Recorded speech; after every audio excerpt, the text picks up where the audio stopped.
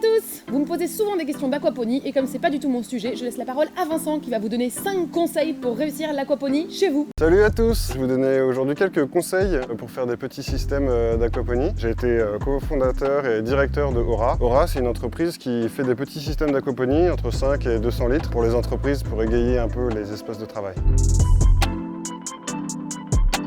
Dans cette petite vidéo, on va se concentrer sur l'aquaponie domestique. C'est l'aquaponie qui a un volume inférieur à 2 mètres cubes. Pour moi, c'est celle que je préfère. C'est une échelle qui est intéressante parce qu'elle reste ludique, on peut apprendre, mais on peut aussi énormément diversifier les espèces poissons comme les espèces végétales. Elle permet aussi de ne pas avoir de très gros investissements, du genre les filtres à tambour, du grosses pompes, et toute récupération est possible, comme un bac IBC ou des chambres de culture à droite à gauche. La seule chose qu'il faudra faire attention, c'est dès qu'on va aller en dessous de 200 litres, dès que ça va être un peu petit, tous ces systèmes vont tendance à devenir assez instables, donc vont nécessiter une très grande vigilance. Alors je ne vais pas non plus vous donner trop de chiffres de dimensionnement, parce que tout ça, vous pouvez les trouver beaucoup plus précisément que moi dans le livre de Pierre Foucard, dans la synthèse Apiva, ou dans le dossier de la FAO, un dossier très complet sur l'aquaponie domestique. Je vous laisse y aller, les liens sont en description. Je vais seulement vous donner quelques conseils pour éviter les grossières erreurs quand on commence.